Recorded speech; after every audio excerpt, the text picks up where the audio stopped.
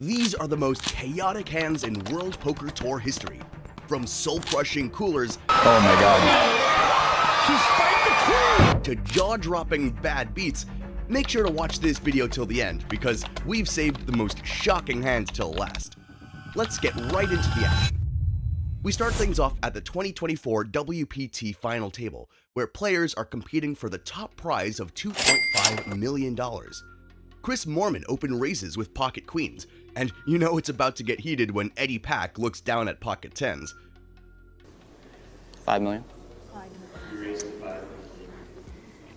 3-rating to 5 million.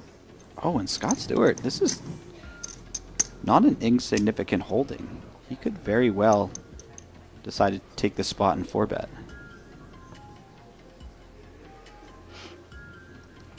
Something to think about for sure. I think Moorman's opening very light, but does lay it down. Not worth the risk.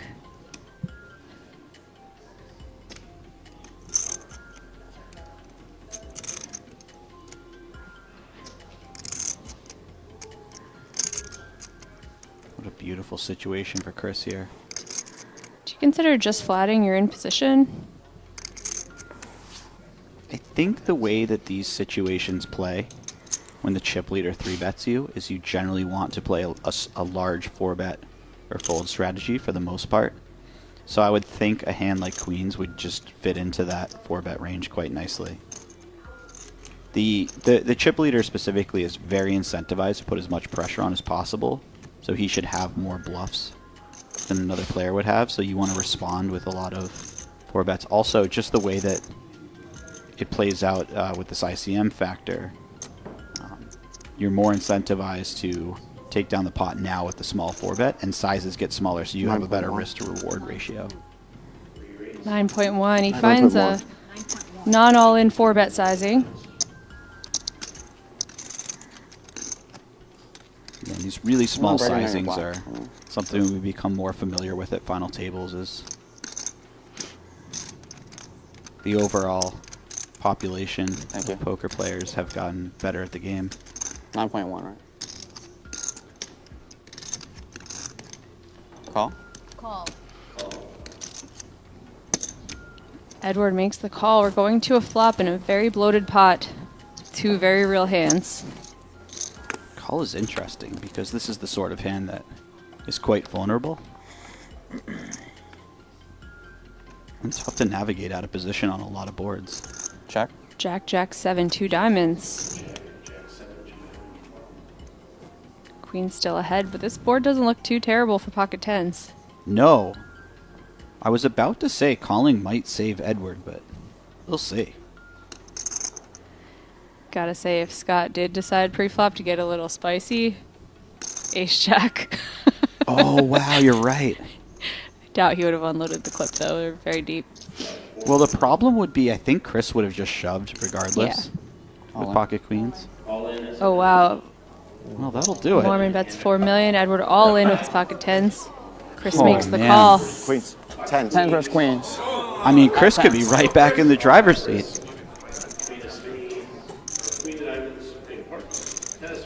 This has to be the craziest start to a final table This I've is ever seen in insane. my life.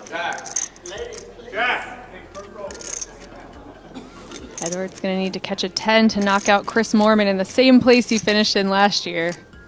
Well, that's sick to think about. He's got the diamond covered as well. This 10 is, one time? This is a dream right here, this scenario. I haven't used my one time the entire tournament, so I think right now would be a good time to use it, maybe. You get one every tournament? I think so. No one told per me. tournament. Let's use it right now.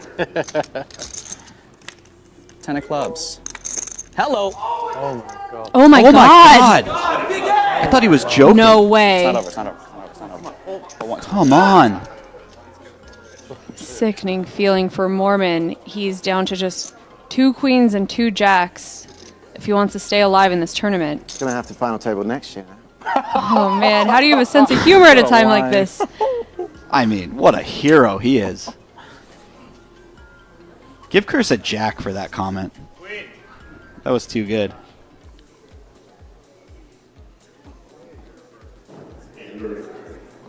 God. It's not. 3 of hearts falls, and Chris Moorman, 2 outed on the turn to finish in 4th place. That was some intense action, but trust me, we're only just getting warmed up. Next up, you're about to see one of the sickest board runouts in the history of high-stakes poker tournaments. Same tournament, same table. Scott Stewart open raises on the button, and Eddie Pack defends his big blind. Pretty standard spot so far, but then the flop comes. King 4, 3, 2 diamonds. Scott's still dominating, but he has dwindled quite a bit, which is not the direction you expect to go when you get to raise nearly every hand. I think he lost about 17 million in that hand, the 6-5 of diamonds, where he made a flush against the boat. Those turn bets add up very quickly, even the small ones. You've built a sizable pot, so even a third pot lead is starting to become a big bet. 3 of diamonds pairs the board. Edward with the queen high flush draw. Jack still good for Scott. Edward with a nice one for a check raise. And that would be wildly uncomfortable for Scott. Oh, he just calls. Decides he has a little bit of showdown value, maybe. He did look like he was pondering it. Whoa. Oh, my God, no no. way. Oh no, so Jack of diamonds, Scott now with the boat, and Edward with the queen high flush. 15 million in the pot. By the way, Scott has shown... 11.5. Oh, Edward just leads. Okay. I was going to say, this is the type of spot where I've seen Scott get greedy before, and it's gone well for him. Sure. Now he doesn't have to get greedy. He just When says he the words all in. jams, does Edward ever find a fold? Can he ever? I mean, I don't think it's unreasonable. Scott can have a lot of ace of diamonds type of hands in this node, I think. He also doesn't have 0 boats. Obviously, we see that he has a boat, but he has some very conceivable full houses. He did that awfully quickly, too. This is a spot where I wouldn't mind Scott using a time bank, because if you're going to bluff, you might want to think about it a little bit. And a call, and Wow. oh wow, what a sick river card. And just like that, Eddie's eliminated from the tournament. But in the next hand, an amateur player takes on not 1, but 2 pro players in a single hand. Now let's see what happens when 3 players get dealt premium hands at the final table. Dickie Malone open raises with ace-queen, and Tyler Patterson moves all in with pocket kings. To make matters even more interesting, Ankush Mandavia joins the action with pocket tens. What happens next is pure chaos. How you'd want to play ace-queen in this spot. You wouldn't want to play it, it's just a matter if you want to gamble or not. There's another side of it that says maybe he just knows his best chance is to gamble against these kind of players. Yeah, because it's suited, it might influence him, Vince. Oh boy, he's made the call. He does make the call. Wow. Well, Tyler Patterson's not going to be happy to see it because he'd rather play the kings against the 2 tens. But he's got the best hand, got a chance to triple up here and be well on the road to defend his title. If he gets outdrawn by either one of these guys, he's out. What a dramatic hand. It is up for grabs. Ah, a little kiss for Carolyn. She was good luck for him last year, been good luck so far this year. Let's see what happens here with the 2 kings of Tyler. Can the fireman slide down the pole successfully? Dickie Malone saying, please give me an ace just once in my life. I won't ever ask for it again. He could knock 2 players out, have the big chip lead, playing heads up for the title. Where's an ace when you need one? Looks like a bunch of little ones. No, 8-4 deuce. Well, so far so good for the 2 pros. I'll take a turn heart for the sweat. Yeah, spades where? No. Come on, spade. Spades where? Great. Spade. Going to the turn, Dickie Malone wanted to find that ace. He got an ace! Wow! Can you believe it? Let's go. Let's go. Let's go. Give me that back. Oh yeah. All right, God. Man, I It ain't over yet. There's still a Come on, I got it. Oh, I thought that was a river card. Wow! Sorry, man. I thought it was a river card. Yeah. the hand finishes this way, Tyler will finish in 4th place because Ankush had him more chips when the pot started. There's the river. And just like that, an amateur knocks out 2 pros in one fell swoop. That was wild, but this next hand is even crazier. When 3 players get dealt premium pairs, you just know the money's going in sooner or later. Turn up the cards. What a monster pot. What are we seeing here? Wow. 4 bet, 5 bets. Good night, ladies. Oh, they're pushing it all around.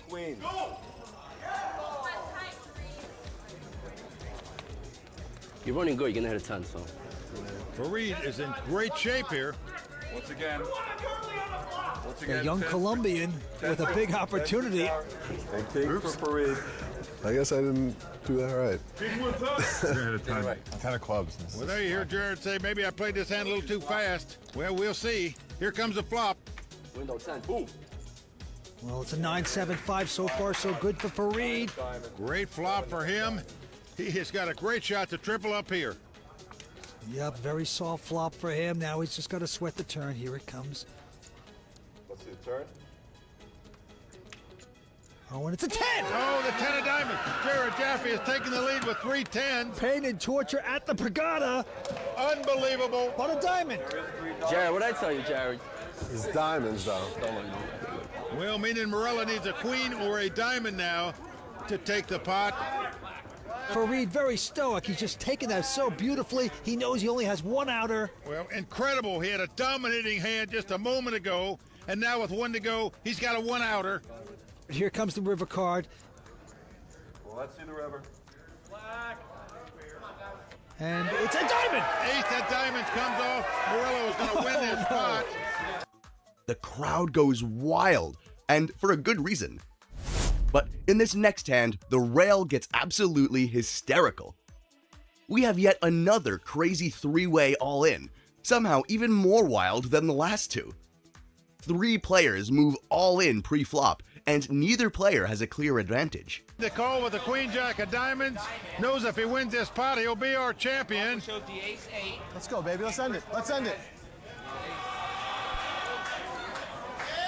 He is just risking it all right here. He understands that even if he loses this pot, he'll have a nice chip lead. Playing heads up in case one of them win it. Everyone on their feet. Here we go with the flop, and it's a Jack King Queen.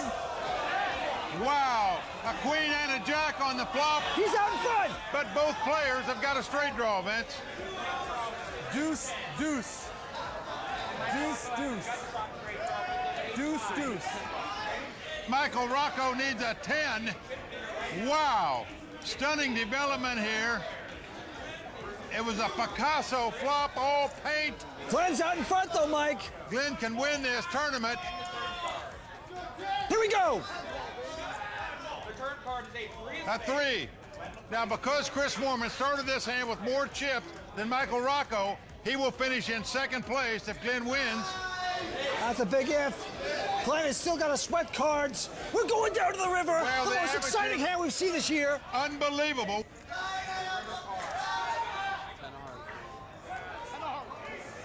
It's an ace! Unbelievable. Everyone involved in the hand played the best they could, and in the end, it all came down to luck.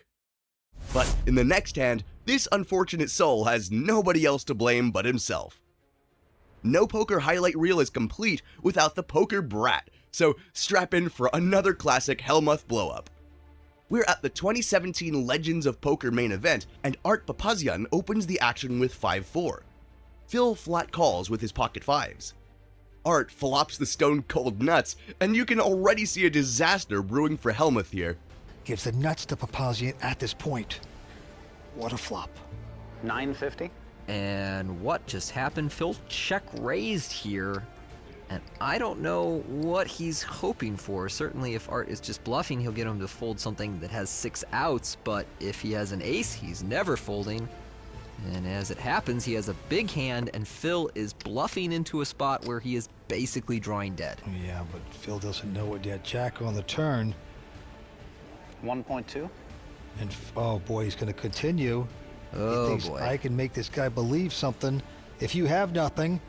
But we know better. Huge flop there for Papazian. Flopped the straight, and now he's reeling his man in. I mean, at this stage, Phil is hoping his opponent floated the flop with no pair, no draw, and now is just going to fold the turn. I don't really know what this is. 7 on the river, and Phil is finally giving up, perhaps.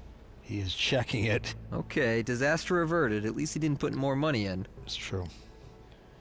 And Arts wants to get a little value, and it's 2.6. That should end the hand, because at this stage, it's essentially impossible for Art to be bluffing. I mean, what hand could he call a flop check raise and turn bet with that doesn't have anything by the river? Basically hoping for something like 6-5, and you've got 2 of the 5s in your hand, so how likely is that? Is Phil really gonna, considering this, paying him off after everything? Uh-oh. He's not a believer. Apparently he's gonna make this call. Oh no. Phil makes a costly mistake, and you know it's somehow gonna be Art's fault. Are you kidding me? I feel like I should unretire from the raw deal for that one. Well, Art taking down a big pot. Got every nickel out of that one. Wow, I just knew before the flop you had nothing, so I didn't even re-raise you with 5s. Wow, what a lucky flop for you. That was a lucky flop for sure, yeah. But Hellmuth's woes are far from over. What you're about to see is one of the most unlikely events in poker history. Phil Hellmuth losing a big pot and not losing his marbles in the process. Phil is fuming after the last hand, but he soon gets a chance for revenge as he's dealt ace-king. What happens next is both tragic and hilarious, but mostly hilarious. Moving it up to 600,000, and Art has king-queen. Phil is pretty short here. I think Art's gonna go for it. King-queen's very strong heads up. All in. And he does so. And Phil with his insta-call. Trademark double-fisted mash the chips in the middle call. Yeah, Hellmuth in a nice place here. Finally out in front nicely with ace-king up against king-queen for a big double-up possibility. Art Papazian, the local, his first ever WPT main event with an opportunity to win this. It's coming, boss. It's coming. One time? One time. One time? One time. One time. One time. All right, Art Papazian officially using his one time. I would like to use my one time. Wait, you just took 5-4 against 2 5s. I barely used it one time. It wasn't used. All right. Phil clearly knows the rules. Okay, all right, you got your one time, fair enough. One time. Big drama. Let's flop. Queen! Queen, 10-8, but Vince, don't get too excited yet. Phil still with a gut shot to the jack. He can catch an ace, he can catch running hearts. This is by no means over.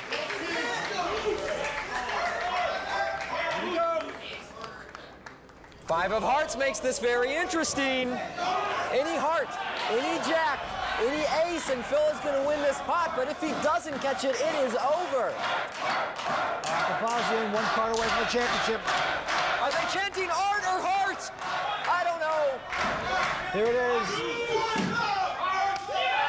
Three of spades, it's over, Vince! For once, Phil takes it on the chin like a gentleman. Speaking of taking a catastrophic loss in stride, next up we switch to the European Poker Tour main event in Monte Carlo. We're down to the final 4 players, and Daniel Negreanu wakes up with pocket queens under the gun. Johnny Loudon has the shortest stack, so he goes on the offensive with his pocket 9s. Very likely to see another bet, but will Daniel put Johnny all in, or will he try to let Johnny do it himself? All in. Daniel shoves. Did you get back-to-back? Yes. I actually think Johnny should sometimes find a fold here. Daniel doesn't make a ton of moves, and 9s are not doing well against his shoving range. Loudon calls. Get it back-to-back? Yes. If Daniel's hand holds, it will guarantee the best EPT finish for each of these two guys. Johnny finished 8th in Budapest in 2008. Picking up some hands. No kidding. Picking up some ladies. So Loudon the player at risk and way behind. All spades on the flop, and it does give Loudon a gut shot. No spades, at least. Wow, Johnny managed to gain equity after the flop. That is not easy to do. 2 spades, I'm happy. He'll take his flush, chop it up. Daniel would rather see 2 spades than a 9 or a 10. It's a 9, the miracle card for Ludden. Now, I need a 10 or a queen. Daniel not dead yet. It's mixing. Both these guys severely underreacting in such a huge pot.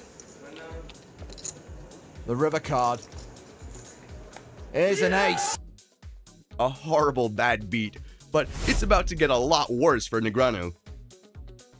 After that last hand, Daniel has to make a move, and fast. In the very next hand, he's dealt pocket 4s and he moves all in. He keeps a calm demeanor on the outside, but on the inside, he's sweating. No. Put a 4. I've been asking for a 4 like every hand. So. Oh. Ace 4 4. No, not even that. Yeah, Ace 4 4. Flop. Ace 4 4. Put a 4 out there. That must be Couple too 4s. I want quads. Ace 4 4. 4 5 jack is fine. 4 5 jack. You can make a wheel. You can just do any shot. Johnny just needs a little shot. Huge moment. These two are flipping. All right, how they can deal. It's not all about you, Steve. King 10 deuce flop. Okay, it's a little exciting. You need big, I need little. 4, please. No medium, that's boring. 10. He wants big, I want little. There's way more little ones than big ones. Ooh, that's a little one. Really little now. 4 of hearts. Or something. He wants big. Little one. You guys, down, I go under. Daniel needs to fade an ace, queen, or jack. It's a jack! Nice hand. After Negs is eliminated, the remaining players breathe a little easier, and now we go to the heads-up match between Andrew Pantling and Steve O'Dwyer.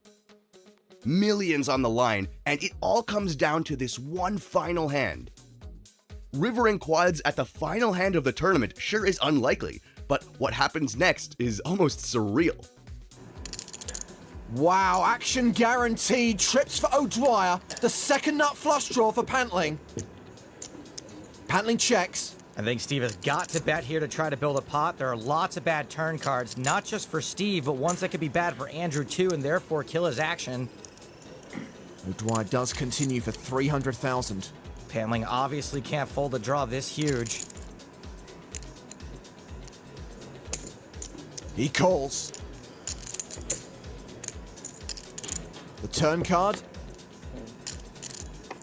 It's a spade! It's the flush for Pantling. Check. He checks again. Unfortunately for Steve, he cannot slow down here because a flush is just so unlikely.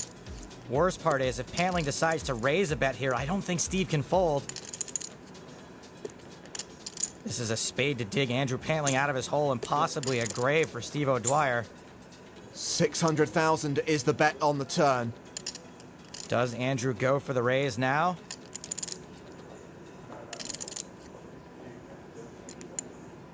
Signs point to yes. That is 1.425 million.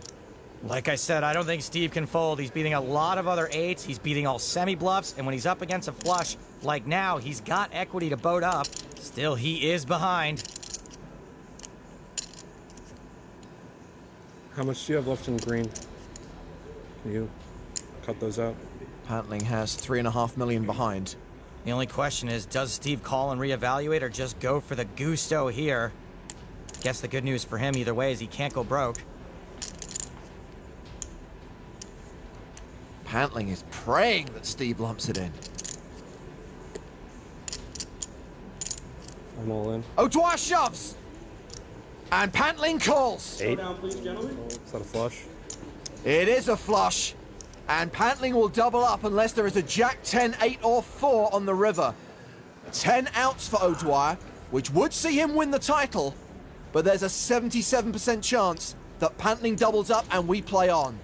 It's an 8 on the river! It's quads for O'Dwyer that see him triumph here in Monaco and win the EPT 9 Grand Final main event. This next hand is truly a roller coaster from start to finish, so strap in. Vanessa Rousseau moves all in with ace-queen, and Andrew Roble snaps her off with ace-king. Andrew has Vanessa completely dominated, but in poker, you should never, ever celebrate too early. Andrew up on his feet. The crowd going nuts here. And of course, Maria Ho and Tiffany Michelle, good friends of Vanessa Russo. Two good poker players in their own right, rooting their lady friend on, but she needs luck. And she hits it on the flop as the queen comes off. There you go. Vanessa out in front with two queens. It's not over. Vanessa is very stoic. She is not flinching though, Vince, until those last two cards come out. Well, Andrew needs to catch a king to take the lead. A jack would give him an ace-high straight. Drag it up, Jack! Jack! Vanessa's professional enough to know she don't celebrate too early. She's out in front with the queens. Here comes the turn. It is a king! Unbelievable. Tough luck for Vanessa Russo right there. That is Heartbreak Hotel for Vanessa right there. It's like she thought it was coming. The filly breaks her leg down the stretch. This is awful. Now she needs the miracle. Well, Antonio and Andrew, good friends. Antonio trying to hide his eyes, didn't want to see the bad beat at the river in case it would come up. Vanessa needs a jack for the split, a queen for the win. She gets a queen! Oh my God. She spiked the queen! Unreal! The lady at the table called a lucky lady on the river. This is gonna make for some good TV. And as promised, we've saved the best, or worst, for last. What you're about to see next is the sickest hand in WPT history, and it's not even close. A $70 satellite player facing off against a world champion, all in with their tournament life on the line. Well, the kid gambling, perhaps at the wrong time here. His tournament life on the line. Huge pot, nearly $3 million in this pot. Joe just slightly over 2-1 favorite to take down this pot and eliminate the youngster from this tournament. You folded an ace?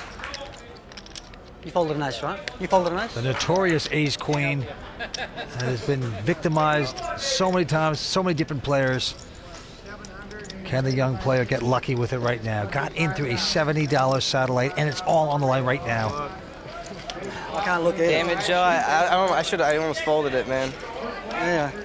David saying he should have folded it probably. Let's see if that's the case. Well, Joe Hashem can't even look right now. Here's the flop. Well, so far so good for Joe Hashem. It's come 7-4-4. The two queens still the best hand. I can't look. For David to win this pot, he's going to have to catch an ace, two running hearts, or two running fours. Right now, he's up against it, Vince. Well, he's over a 4-1 underdog right now to stay alive in this tournament. Let's take a look at the turn card. Queen, queen, queen. Let's see the turn. Did you have to talk about the flush draw? Oh, that ace comes right off on the turn. Oh, no. The three-outer on the turn. Joe Hashem is just sick about that card. Now, it's not over. There's one queen in the deck. And the look on the face of Joe Hashem tells it all right now. Can this really be happening to me? Every time you do it to me, huh? He is sick and he is bitter. He is surly. He is whining, but you know what? It's not over. He's got a one-outer. He's got to hit a queen to knock the kid out. He needs the miracle card. We're going to have to be lightning in the bottle, Vance. Only a 3% chance. Oh, wow!